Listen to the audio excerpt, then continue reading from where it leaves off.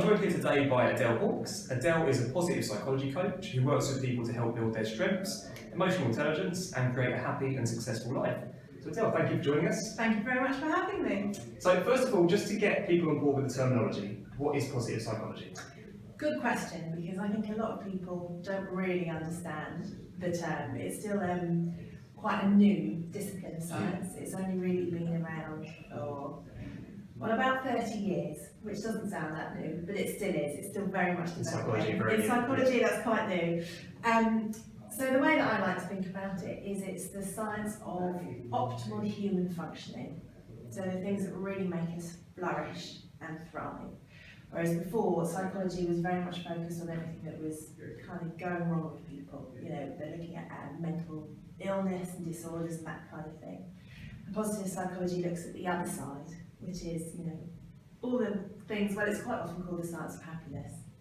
But I think that might make it sound a little bit that, you know, you're kind of skipping through the bluebells and looking for the rainbows and, you know, all about fairies, that kind of thing. And it isn't, it is very serious science with some really good empirical research behind it. You know, it's important you do bring that up because I think a lot of the misconceptions that people have about positive psychology is that it's, you know, think happy thoughts and everything's going to be okay, but it isn't. It is scientifically proven.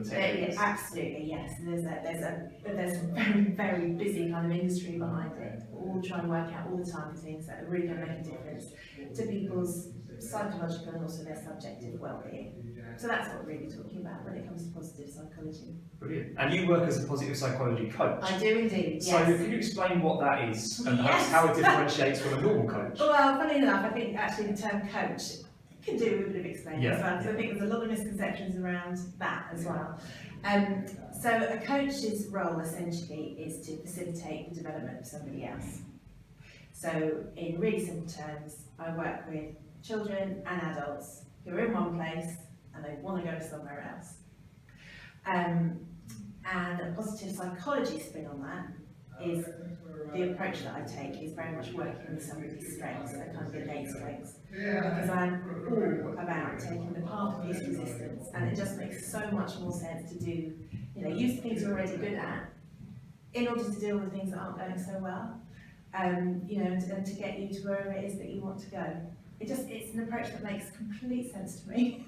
Okay, so positive psychology works to sort of bring people's natural strengths out they weren't necessarily aware they had, and allows them to utilise that to achieve sort of their goals or get into a better state mentally. Yeah, absolutely. Well, it totally depends. You can work with somebody like me for a whole host of different reasons. Like I said, you know, I work with a range of ages and I work on loads and loads of different topics as well.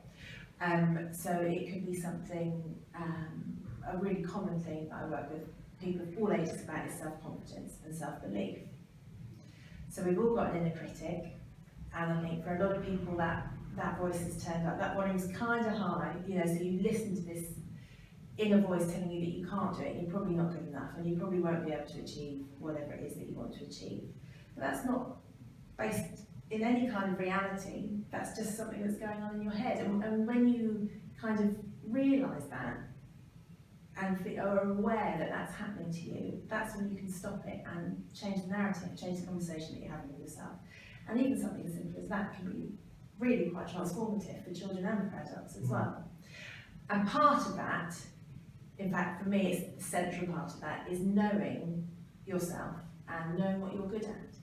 And obviously our brains are very, very quick to tell us all the things that we're not very good at. You know, we have a huge negativity bias, which is part of evolution, essentially, because way back when, any kind of threat that was coming at you was going to be a threat to your survival. So you had to be really hyper aware of anything that was going to kind of jump out and get you. And obviously contemporary life, modern life's moved way on, but evolutionarily, we kind of haven't. We're still looking for the threats all the time. We're always kind of scanning the world for anything that's going to be a threat to your well-being or your survival. So that's one of the reasons why we get so stressed about quite small things, essentially. I like that. They say the brain is like Velcro for negative thoughts. Yes, absolutely. I love that expression. Yeah, absolutely. It will. Any kind of Well, I'm sure you've experienced it, I know I definitely have. Something that's quite small just sticks and it suddenly becomes bigger and bigger and bigger and bigger until it becomes a fact. And actually it's not a fact, it's just something that you've been a little bit concerned about that probably you can deal with if you know how to. I think So, sorry, go on. continue. Yeah, sorry. I was just going to say, so knowing your strengths is part and parcel of that. And there is a brilliant website if anybody wants to do a survey, a free survey, really robust, really well empirically tested, and it's called Values in Action. So it's viacharacter.org. And there's two different ones. There's one for kids 10 to 17-year-olds, and there's one for 18 plus. And what it will do is there's 24 different character strengths on this survey, and it asks you a series of questions, doesn't take long to do, and it'll rank them, put them in order for you. And actually that's such a nice thing to do because people don't necessarily realise what it is that they're good at. Or if you ask somebody, they might say, yeah, I'm really good at DIY, or I'm really good at, I don't know, engineering, rather than thinking about the personality traits that make them good at that. Whether it's, I don't know, something like discipline, for example, and the fact that they're willing to practice and to persevere. But doing something like this character survey is quite an objective way of seeing yourself a little bit differently. And actually, for pretty much everybody that I've spoken to who's done it, people I've worked with, I've got them to do it, it gives you a whole different way of looking at yourself. And then from there, you've already got a bit of a strategy for dealing with whatever it is that you want to do next. Does that make sense? That's brilliant. I think that's fantastic for young people as well, because that's a particular demographic that doesn't necessarily know what their skill set is or what they're good at necessarily. They might have a vague idea, but like you said, actual personality traits that might be the reason why they're good at that. Really useful to know. And I think often as well they get into that habit of catastrophizing, like we were talking about earlier with the negative thinking and things. So I think reminding themselves of their strengths a really useful thing to do. Do you know what? It can be an absolute game changer. I've used it with lots of different teenagers, and again, they do. There's a tendency, I think, you look to your peer group and you see what they're saying about you. You might look to your parents or your teachers and see what they're saying about you. But it can be really hard as a teenager to tune out all of that and kind of, think about yourself and the way that you feel. So this is a very objective way, and the other thing is if you ask your mum, for example, what your strengths are, you might feel that she's got a bit of a bias and agenda when she's answering you because she loves you and she wants to say these nice things about you. But this is very, very objective. And for parents as well to know their children's strengths in this way, in quite an objective way, it gives you another in terms of communicating with them, but also kind of looking after their well-being.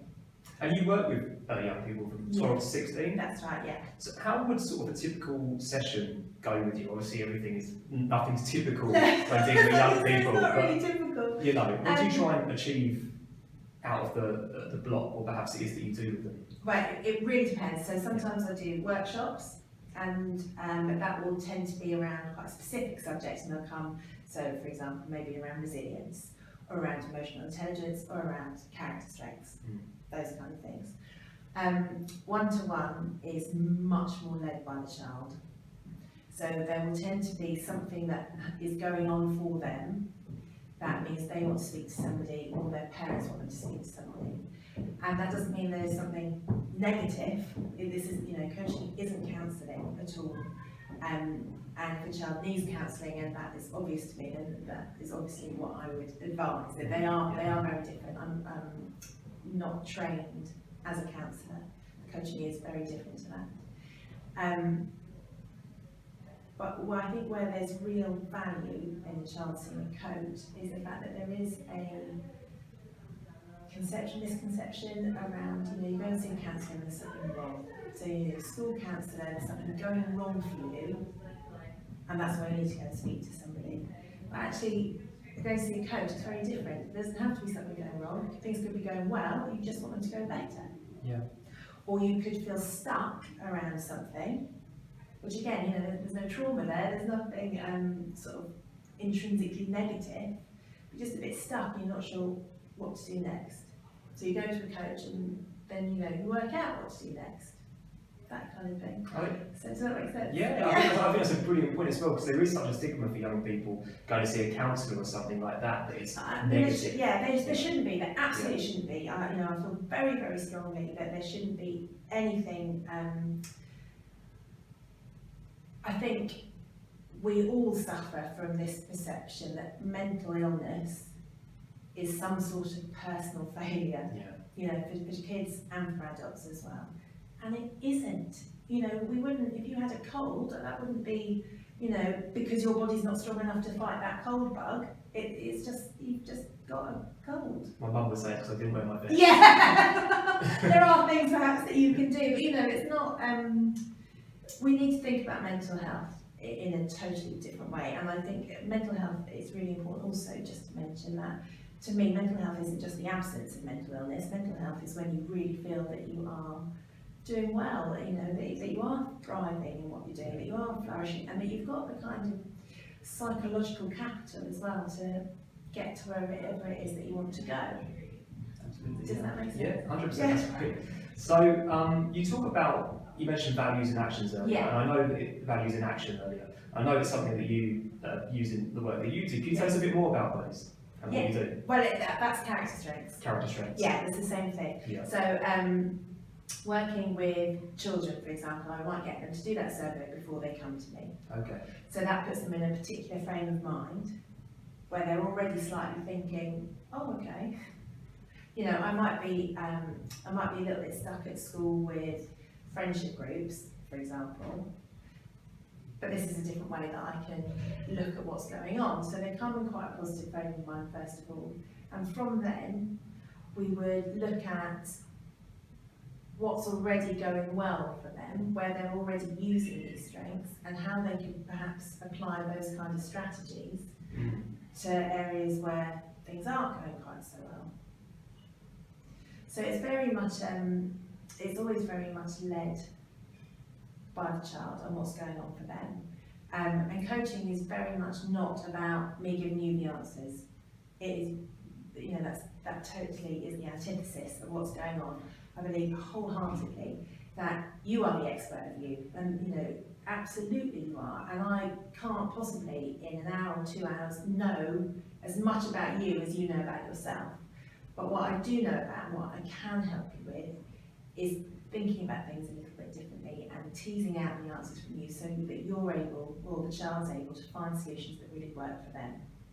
That's brilliant. Yeah. So what would be some, if you had to give like a tip or technique that someone could take away today, do you have anything that you could use? Oh, there's so many, so many things. Yeah. Where to start? I mean, obviously, we've talked about character strengths today, and that would be number one, I would say. For you, for your child, know your character strengths. Start from there, because it gives you an insight, and it gives you a strategy to deal with lots of different things.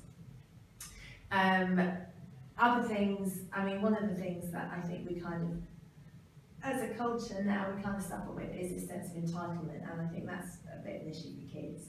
But actually probably for a lot of adults as well, that you get so used to having certain things and a certain standard of living that you forget to be grateful. So gratitude is a huge part of positive psychology, and there's a really lovely exercise that anybody can do, and just last thing at night you write down 3 things that you're grateful for that's happened over that day. It's so easy, you just keep a piece of paper and a pen by your bed. And the only rule is that it has to be really specific. So you can't just say, oh, I'm really grateful for my family. You have to say, I'm really grateful that my mum brought me a cup of tea in bed this morning, for example. So it has to be really, really specific. And what you'll find is that you kind of, it reframes your brain, reframes your mindset. So you start scanning your day for things that went well, rather than things that went badly. And that has a massive impact on your well-being and how happy you feel, actually, your mood. And I have to say, I did that. I did you? gratitude diet for a while, and I was very cynical because those sorts of things. I'm like, oh, I don't. This is ridiculous. But do you know what? After a while, I did start to look, and all I was seeing was positive things Yeah. everywhere. I still obviously tend towards the negative, which is my default setting to an Everybody extent, but I have definitely improved that. And you know, I first noticed it when I was walking home, and I was looking up at the building. I was like, "That's a beautiful building." I was like, "That's a beautiful day today." And I was just like, something like, "Well, these are things I would normally be saying in my head on my way to work." Like, you know, so definitely can work. Yeah, even for the most cynical person. Exactly. Well, I am also. I've always been really cynical about all of these things. Until I've tried some of them out, and you think, oh my goodness, that is amazing. Yeah. So another thing that I think is related actually to gratitude and also to mindfulness as well, is a positive psychology intervention called savouring, which is when you just kind of really enjoy the moment. Because often we don't, we're so busy worrying about something else that may possibly happen in the future that's probably going to be bad, that we forget to kind of be in the here and now. And so there's a great intervention. You have to set aside 20 minutes for a week, and just in those 20 minutes, go for a walk. Leave your phone at home, if you can, leave your dogs, don't go with anybody, just go by yourself, with no distractions, and just walk a route that you've walked a lot, walk a different route, go wherever you want, just for 20 minutes, but really look around and see what you can notice, see the things that your eyes drawn to, the things that you like.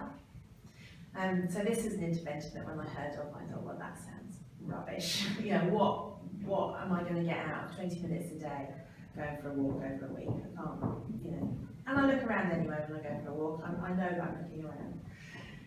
So I did this intervention, and it got to day 5. I came up to London, and I went and I walked on a route that I've walked loads of times before, which is from Paddington Station down to Lancaster Gate Tube. And I was looking around, and I was thinking, I recognise everything, I've looked at all of this, you know, I know exactly where I am, I know what that road's called, yada yada yada. Got down to Lancaster Gate and realised that Hyde Park had gates open there, and I'd never seen it before. Never ever noticed it. And you know, my jaw dropped, I couldn't believe it. I mean, even now when I think about it, I think it was such a bizarre experience.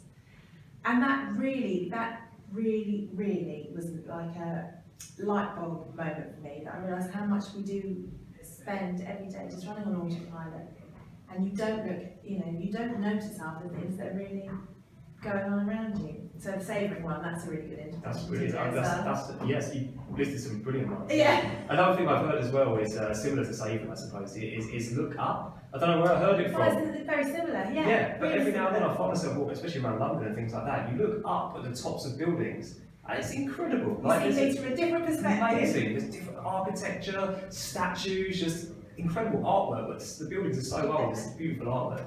So that's brilliant. So if people want to find out more about the work you do, where can they go? They can look at my website, which is adelehawkes.com. Yeah. You can look me up on Twitter. They're probably the 2 easiest ways to find me. Excellent. Well, thanks for coming, Adele. You I are think it's so brilliant. welcome. Thanks so much for having me. I think it should be in every school. Yeah. People have some That'd be ideas. lovely, So wouldn't it? yeah. Yeah. Thanks a lot. You're welcome. Thank you.